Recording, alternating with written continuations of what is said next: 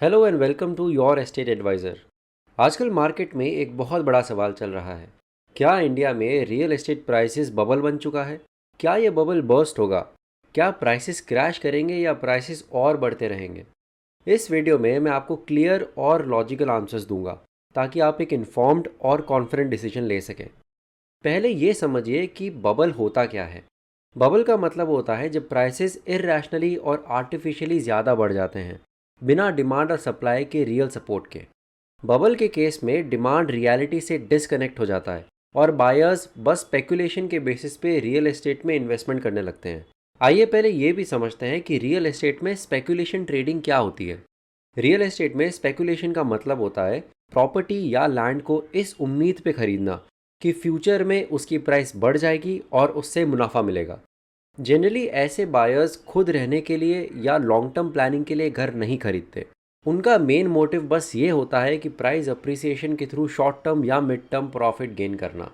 इसमें लोग अक्सर मार्केट फंडामेंटल्स जैसे demand supply, rental yield, infrastructure development या लॉन्ग टर्म प्रॉस्पेक्ट्स को डीपली एनालाइज नहीं करते।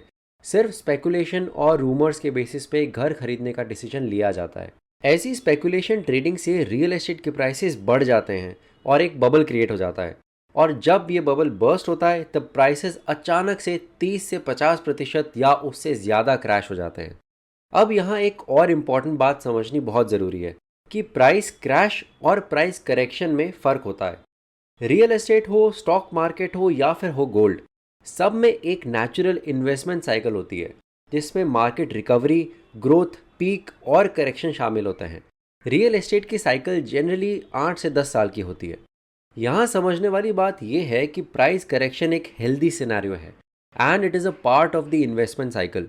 प्राइस करेक्शन के कई सारे रीजंस हो सकते हैं, जैसे प्रीवियस ईयर्स में प्राइसेस का बहुत तेज़ी से बढ़ जाना, डिमांड सप्लाई इम्बैलेंस क्रिएट होना। जब रियल एस्टेट की सप्लाई एक जेन्युइन एंड यूज़र डिमांड से एक्सीड हो जाती है तब प्राइसेस में अक्सर करेक्शन देखने को मिलता है। Interest rate movements, home loans interest बढ़ने से रियल एस्टेट में अफोर्डेबिलिटी कम होती है which leads to lower demand and correction in prices. And fourth, change in buyer sentiment. किसी भी वजह से अगर बायर सेंटिमेंट्स बदलते हैं, जैसे इलेक्शंस के समय या प्राइसेस का अचानक से बढ़ जाना जिससे रियल एस्टेट अफोर्डेबिलिटी इम्पैक्ट हो, तो ऐसी सिचुएशन में भी you can see a temporary softening in demand. लेकिन मार्केट क्रैश होना एक नॉर्मल सिचुएशन नहीं है। मार्केट क्रैश तभी होता है जब कोई बहुत बड़ा फाइनेंशियल, इकोनॉमिक या जियोपॉलिटिकल इवेंट होता है जो एक इंडस्ट्री को बहुत सीवियरली इम्पैक्ट करता है, जैसे economic recession, high inflation and high interest rates for a very long time, bank lending freeze हो जाना, financial meltdown in the country, excessive over supply and speculation based investments, या फिर unpredictable event जिसे black swan event भी कहा जाता है, जैसे कोविड-19, वॉर, सीवियर ट्रेड डिस्प्यूट्स या नेचुरल डिजास्टर्स एट्सेट्रा। तो ऐसे केसेस में रियल एस्टेट मार्केट क्रैश होने के चांसेस बढ़ जाते हैं और प्राइसेस में काफ़ी ज़्यादा गिरावट देखने को मिलती है। ग्लोबली कुछ ऐसे मेजर इवेंट्स हुए हैं जहां रियल एस्टेट मार्केट क्रैश हुआ था, जैसे 2008 का यूएसए सब प्राइम मॉर्गेज क्राइसिस। अमेरिका के बैंक्स ने ऐसे बोरोवर्स को लोन्स देना शुरू कर दिया था जिनका क्रेडिट स्कोर बहुत कम था, यानी उनकी रीपेमेंट कैपेसिटी बहुत कम थी। इन्हें सब प्राइम बोरोवर्स भी कहा जाता है। लो क्रेडिट स्कोर के बावजूद अमेरिका के बैंक्स ने इन्हें बहुत कम इंटरेस्ट रेट्स पे होम लोन्स देना शुरू कर दिया और एक बूमिंग मार्केट में लोगों ने ज़्यादा से ज़्यादा प्रॉपर्टीज़ बस स्पेकुलेशन के बेसिस पे खरीद ली, इस उम्मीद में कि घर की कीमत बढ़ते ही वो जल्द से जल्द इसे बेच के मुनाफा कमा लेंगे। लेकिन जब इंटरेस्ट रेट्स बढ़ने लगे तब ये सब प्राइम बोरोवर्स ईएमआई चुकाने में फेल होते गए और एक लार्ज स्केल पे डिफ़ॉल्ट होना शुरू हो गया, जिसकी वजह से बैंक्स पे बहुत ज़्यादा प्रेशर आ गया। इसके साथ मार्केट में स्पेकुलेटिव बाइंग की वजह से हाउसिंग बबल भी क्रिएट हो गया जो इवेंचुअली बर्स्ट हुआ और रियल एस्टेट प्राइसेस 50% तक क्रैश हो गए और दुनिया भर की इकोनॉमी इससे इम्पैक्ट हुई। दूसरा एग्जाम्पल है 1990s का Japan acid price bubble. Japan में 1980s में रियल एस्टेट और स्टॉक मार्केट दोनों में बहुत ज़्यादा स्पेकुलेटिव ट्रेडिंग की वजह से प्राइसेस अननेचुरली हाई हो गए थे। इसी के साथ बैंक्स ने भी बहुत अग्रेसिवली लोन्स दिए और सस्ते लोन्स मिलने से लोगों ने रियल एस्टेट में ओवर इन्वेस्ट कर लिया। जब बबल बर्स्ट हुआ तो प्रॉपर्टी और स्टॉक मार्केट दोनों में बहुत मेजर क्रैश आया which went up to 60 to 70%। इसके बाद जापान को 10 से 15 साल लग गए सिर्फ इस क्रैश से उभरने में। इसलिए इसे कहा गया जापान का लॉस्ट डेकेड। इन मार्केट क्रैशेस के कई कॉमन रीजंस थे, जैसे financial system failure, bank lending crisis, over speculation and weak fundamentals. अब आते हैं आज के सबसे बड़े सवाल पे कि क्या इंडिया में भी रियल एस्टेट प्राइस बबल बन चुका है। इसका सीधा जवाब है कि इंडिया में रियल एस्टेट प्राइस बबल नहीं है। वो इसलिए क्योंकि इंडिया में रियल एस्टेट की डिमांड एंड यूजर्स ज़्यादा ड्राइव कर रहे हैं, ना कि स्पेकुलेटर्स। इसे ऑर्गेनिक डिमांड भी कहा जाता है। ऑल्सो इंडिया में इंटरेस्ट रेट्स इस वक्त डाउनवर्ड साइकिल में है और 2025 में ही आरबीआई ने रेपो रेट 6.5% से कम करके 5.5% कर दी है, जिससे इस ऑर्गेनिक डिमांड को और ज़्यादा पुश मिलेगा। ऑल्सो आरबीआई के स्ट्रिक्ट पॉलिसीज़ की वजह से बैंक्स बहुत सावधानी से बोरोवर्स को होम लोन्स दे रहे हैं। In fact home loan credit bureau के डेटा के according home loans repayment defaults, जिसे नॉन परफॉर्मिंग एसेट्स भी कहा जाता है, वो कम होते जा रहे हैं। Fourth, India has strong macro economic fundamentals, जैसे rising disposable income of middle class families, जिससे मिडिल क्लास फैमिलीज की परचेजिंग पावर बढ़ती जा रही है। Also favourable demographics, continued urbanisation and migration to major cities, rising financial awareness and growing economy. पांचवा, बड़े शहरों में मैसिव इंफ्रास्ट्रक्चर बूस्ट हो रहा है, जैसे new ring roads, expressways, airports and new metro lines, जिससे रियल एस्टेट मार्केट में स्ट्रॉन्ग ग्रोथ देखने को मिल रही है। Sixth, RERA regulations real estate market में डिसिप्लिन, ट्रांसपेरेंसी और सस्टेनेबिलिटी लेकर आया है। एंड लास्टली, ऐसा कोई भी मेजर ब्लैक स्वान इवेंट या अनप्रेडिक्टेबल इवेंट नहीं हुआ है जो रियल एस्टेट मार्केट को बहुत सीवियरली इम्पैक्ट करेगा। तो इन कारणों से overall Indian real estate market में कोई भी आर्टिफिशियल ओवरहाइप ऑफ प्राइसेस नहीं है और ना ही कोई major adverse economic event, bank lending crisis या फाइनेंशियल मेल्टडाउन जैसी कोई सिचुएशन है। This is why any major crash in the Indian real estate market is highly unlikely. But growth in prices में स्लो डाउन और face minor corrections in some markets. इसका पहला reason ये है कि prices are already at peak in some markets. पिछले 2-3 सालों में कुछ मार्केट्स में रेजिडेंशियल प्रॉपर्टी प्राइसेस ने काफ़ी अग्रेसिव ग्रोथ देखी है, जैसे गुड़गांव। अब नेचुरली जब प्राइसेस एक हाई लेवल पे पहुंच जाती है तो बायर्स की अफोर्डेबिलिटी और डिमांड दोनों स्लो हो जाती है।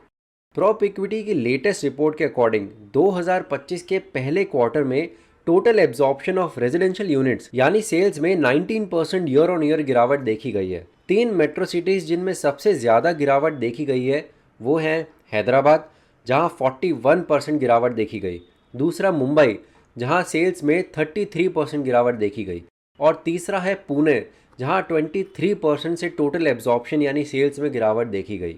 इन शहरों में सेल्स गिरने का कारण है डिमांड फटीग, यानी तेज़ी से बढ़ती प्राइसेस के चलते और अफोर्डेबिलिटी कम होने से लोग घर खरीदने का डिसीजन पोस्टपोन करते हैं। ऐसी सिचुएशन में डेवलपर्स अट्रैक्टिव पेमेंट प्लान्स और डिस्काउंट्स इंट्रोड्यूस करते हैं ताकि लोग अपनी होम ओनरशिप जर्नी स्टार्ट कर सकें। दूसरा रीज़न है करेक्शन का इन्वेस्टमेंट साइकिल। जैसा मैंने आपको पहले भी बताया था, हर एसेट की तरह रियल एस्टेट की भी एक इन्वेस्टमेंट साइकिल होती है जहां रिकवरी, ग्रोथ, पीक और फिर करेक्शन आता है। तो ये साइकिल हर मार्केट में होती है। पहले डिमांड और प्राइसेस तेज़ी से बढ़ते हैं, फिर एक फेज़ आता है जहां प्राइसेस स्टेबल हो जाते हैं या फिर माइनर करेक्शन देखने को मिलता है। रियल एस्टेट ने भी लास्ट 2-3 सालों में sharp rise of prices witness करी है और इसी कारण से हमें डिमांड स्लो डाउन ऑलरेडी दिखना शुरू हो गया है। बट ये एक हेल्दी और नेचुरल प्रोसेस है इन्वेस्टमेंट साइकिल का। तीसरा फैक्टर है interest rate. Home loan interest rates भले ही थोड़े कम हुए हों, लेकिन अफोर्डेबिलिटी इंडेक्स अभी भी स्ट्रेस में है क्योंकि प्रॉपर्टी प्राइसेस काफ़ी ऊपर चले गए हैं। इसी वजह से बायर्स कॉशियस हो गए हैं, जो रियल एस्टेट डिमांड को शॉर्ट टर्म में इम्पैक्ट करेगा। लेकिन प्राइस स्टैग्नेशन या करेक्शन भी सिर्फ कुछ मार्केट्स में ही एक्सपेक्टेड है, overall Indian real estate market में नहीं। इसका रीज़न है कि 2025 के डेटा को देखा जाए तो सिर्फ डिमांड ही नहीं बल्कि रेजिडेंशियल यूनिट्स का फ्रेश सप्लाई भी कम हुआ है। As per prop equity report, new supply has gone down by 28% in the first quarter of 2025, यानी fresh supply of residential units has declined even more than total absorption या sales in the first quarter of 2025। आइए देखते हैं कि किन 3 metro cities में new supply of residential units में सबसे ज़्यादा गिरावट देखी गई है। पहला है Kolkata, where new supply has declined by 67%। दूसरा है Mumbai with 55% of decline, and third is Pune with 42% decline in new supply of residential units. अब क्योंकि 2025 की शुरुआत में टोटल एब्जॉर्प्शन और न्यू सप्लाई दोनों में गिरावट देखने को मिली है, तो इंडियन रियल एस्टेट में डिमांड सप्लाई रेशियो अभी भी हेल्दी है और इसी वजह से इन्वेंट्री ओवरहैंग में भी स्टेबिलिटी बनी हुई है। तो इन्हीं रीजंस की वजह से मार्केट में एक कंट्रोल्ड ग्रोथ स्लोडाउन या प्राइस स्टैग्नेशन देखने को मिल सकता है, लेकिन कोई मेजर प्राइस क्रैश की पॉसिबिलिटी फिलहाल नहीं है। इसी के साथ मैं आपको ये भी क्लियर कर दूं, मेट्रो सिटीज़ में रियल एस्टेट का फ्यूचर अब भी बहुत स्ट्रांग लग रहा है। इसके कई कारण हैं, जैसे इंफ्रास्ट्रक्चर बूस्ट, जैसे एक्सप्रेसवेज, मेट्रो लाइंस, एयरपोर्ट्स, जिससे एक्सेसिबिलिटी बढ़ती जा रही है। दूसरा है जॉब मार्केट ग्रोथ। तीसरा रेंटल डिमांड राइजिंग, जो इन्वेस्टर्स के लिए लॉन्ग टर्म अपॉर्चुनिटी बन रही है। और चौथा है रेरा रेगुलेशंस, जिससे मार्केट में ट्रांसपेरेंसी और स्टेबिलिटी बढ़ती जा रही है। तो real estate market price bubble का कंक्लूजन बहुत सिंपल है। इंडिया में रियल एस्टेट बबल नहीं है, इसलिए प्राइसेस क्रैश होने के चांसेस भी नहीं है। अगर आप ये सोच रहे हैं कि रियल एस्टेट प्राइसेस 50 से 60% क्रैश करेंगी और उसके बाद ही आप रियल एस्टेट मार्केट में एंटर करेंगे, तो आपको ये सिंसियरली सजेस्ट करूंगा, करंट मार्केट फंडामेंटल्स को देखते हुए ऐसी कोई भी पॉसिबिलिटी फ़िलहाल नहीं दिख रही है। इंस्टेड मार्केट में हेल्दी करेक्शन और स्टेबल ग्रोथ ज़्यादा प्रैक्टिकल सिनेरियो है। इसलिए इन्फॉर्म्ड और रियलिस्टिक डिसीजन लेना हमेशा प्रैक्टिकल होता है। लास्टली, इंडिया के लॉन्ग टर्म फंडामेंटल्स बहुत स्ट्रॉन्ग हैं, जैसे demand supply ratio, oversight of RERA, continued urbanisation, infrastructure boost by the government, rising disposable income of middle class families and growing economy. तो long term में housing एक stable और essential asset class है। अगर आप इन्फॉर्म्ड और प्रैक्टिकल डिसीजन लेंगे तो आपका इन्वेस्टमेंट सेफ और रिवॉर्डिंग ज़रूर होगा। अब क्योंकि मार्केट में कोई मेजर क्रैश पॉसिबल नहीं है, तो मैं आपको बताता हूँ कि प्रेजेंट मार्केट सिनेरियो में बायर्स को क्या करना चाहिए। आप अपने पर्पस के अकॉर्डिंग प्रॉपर्टी खरीदें, स्पेकुलेशन से नहीं। प्रॉपर्टी हमेशा सेल्फ यूज़, लाइफस्टाइल अपग्रेड या लॉन्ग टर्म इन्वेस्टमेंट पर्पस से खरीदनी चाहिए, ना कि स्पेकुलेशन के लिए। सिर्फ प्राइस क्रैश का वेट करना और बिना नीड के डिसीजन लेना प्रैक्टिकल नहीं होता। दूसरा, रियलिस्टिक और जेन्युइन डील्स पे फोकस करें।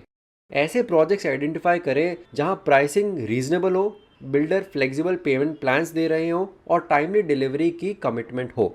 सिर्फ डिस्काउंट्स देख के डिसीजन मत लें।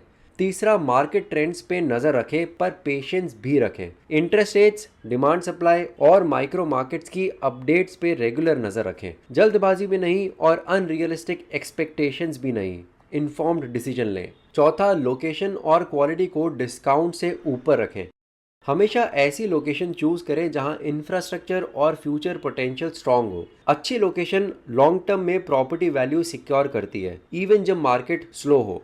पांचवा, फाइनेंशियल प्लानिंग स्ट्रांग रखें। अपने लोन एलिजिबिलिटी, डाउन पेमेंट और ईएमआई प्लानिंग को रियलिस्टिकली इवैल्यूएट करें। अपने बजट को अननेसेसरी स्ट्रेच करना अवॉइड करें। सिक्स्थ, ट्रस्टेड और रेरा अप्रूव्ड डेवलपर्स को ही प्रायोरिटी दें। इस फेज में सिर्फ वही प्रोजेक्ट्स कंसिडर करें जो ट्रस्टेड, फाइनेंशियली साउंड और रेरा रजिस्टर्ड हो। इससे रिस्क कम होती है और डिलीवरी अश्योरेंस स्ट्रांग रहता है। And lastly, long term vision रखें। रियल एस्टेट कोई शॉर्ट टर्म प्रॉफिट गेम नहीं है। 5 to 10 ईयर्स होराइजन में स्टेबल और स्टेडी रिटर्न्स मिलते हैं। टेम्परेरी स्टैग्नेशन या फिर माइनर करेक्शन को लेकर पैनिक नहीं होना है। So this was my take on current real estate market situation in India. अगर आपको ये रियल एस्टेट इंसाइट्स पसंद आए हों तो चैनल को ज़रूर सब्सक्राइब करिए। मैं आपको हमेशा एक क्लियर, प्रोफेशनल और प्रैक्टिकल एडवाइस दूंगा ताकि आप अपना डिसीजन कॉन्फिडेंटली ले सकें। तो अब मिलते हैं आप सभी से हमारे अगले वीडियो में।